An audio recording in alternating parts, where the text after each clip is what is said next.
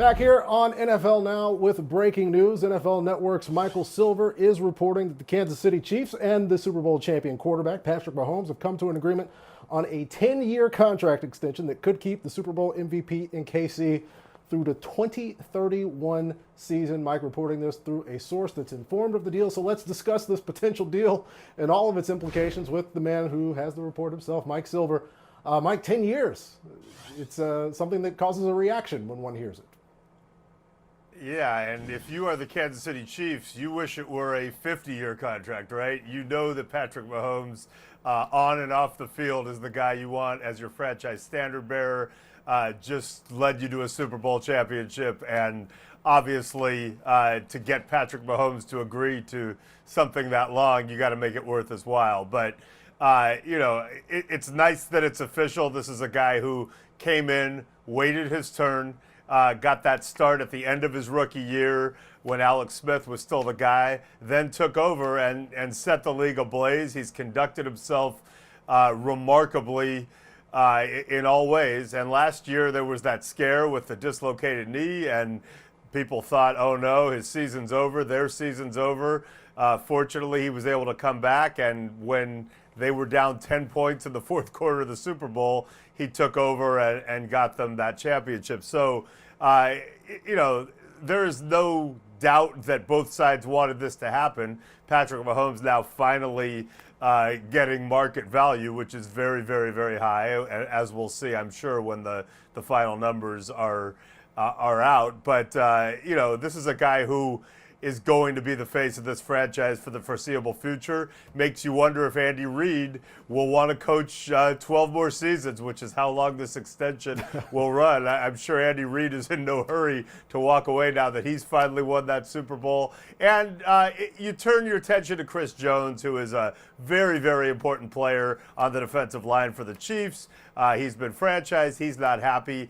Now, theoretically, in terms of salary cap and in terms of priorities, they ought to be able to address this Chris Jones situation and try to get a long-term extension hammered out for him.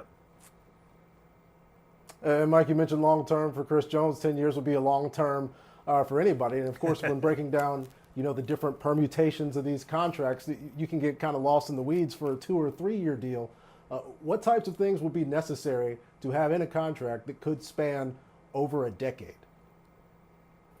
Well, really, you really have to try to figure out, in an era where the salary cap keeps rising appreciably, what market value will be down the road as other players who are now in junior high and high school and above end up getting deals that reflect that market value. So there's been talk for a long time that maybe a deal could be structured to reflect a percentage of whatever the salary cap is and rise or fall accordingly.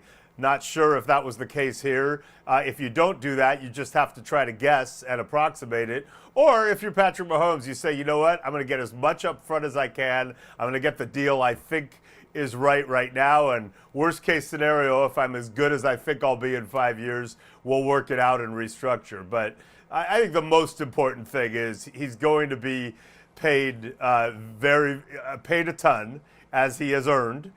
He is going to be the face of that franchise, and if the Kansas City Chiefs did not find a way to secure Patrick Mahomes' services for a long, long time, then that would be franchise malpractice. It's never been this clear in my time covering the NFL, since the days when I covered Montana and Marino and Elway. Peyton Manning, it was this clear.